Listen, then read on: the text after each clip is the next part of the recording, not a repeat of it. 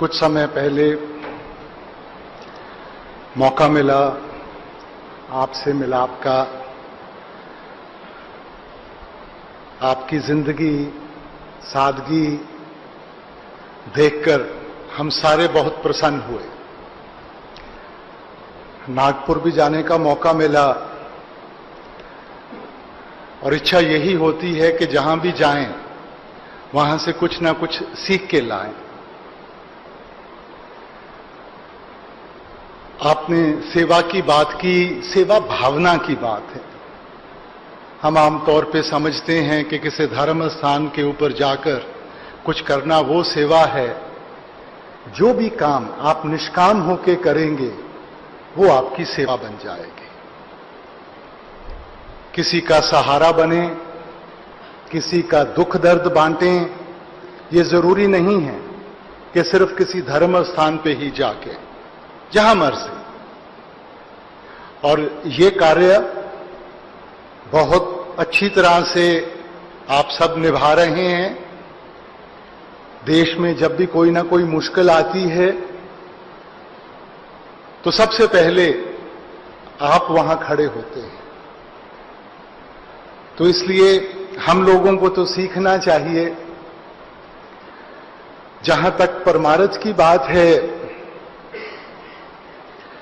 परमार्थ में कोई बड़ा नहीं तो कोई छोटा नहीं। परमार्थ में सब एक जैसे हैं। फर्क सिर्फ पहचान का है। अगर हम किसी को शिक्षा में या किसी भी कामकाज में किसी को अपना गुरु मानते हैं, वो सिर्फ इसलिए कि हम सोचते हैं कि उससे हम कुछ सीख सकते हैं। तो परमार्थ में भी वो एक उदाहरण बन के आते हैं। जिस वक्त से मालिक ने हमें इंसान का जामा बख्शा है, हमारे हर एक में वो ताकत रखी है कि हम उसके जैसे बन सकें।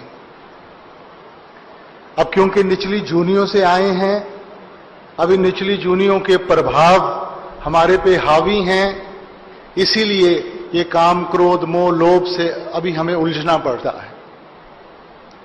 तो वो एक उदाहरण बन के आते हैं कि अपने उदाहरण के जरिए हमें दिखा सकें, सिखा सकें कि हमने मन को कैसे काबू करना है, कैसे उस निष्काम भावना के साथ एक दूसरे की मदद करनी है और अपने आप को मालिक के लायक बनाना है।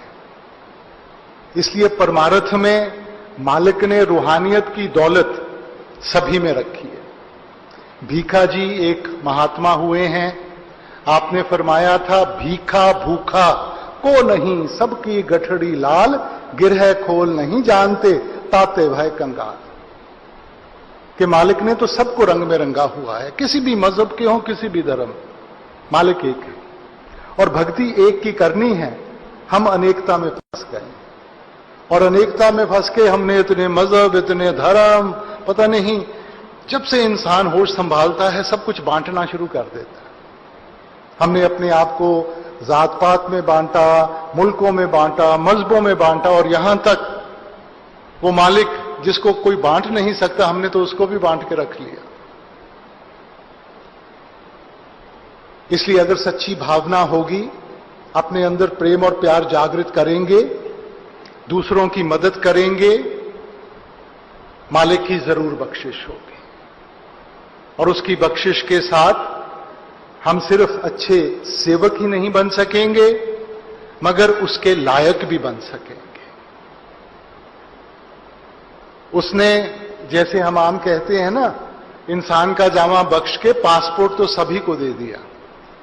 अब सिर्फ वीजा लगाने की लोड़ है कि हम अपने सच्चे देश पहुंच सकें।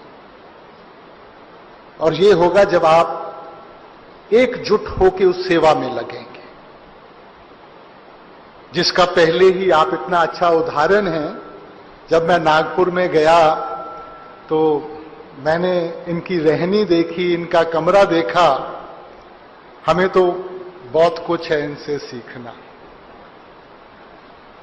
तो बुजुर्गों का आशीर्वाद रहेगा इनसे।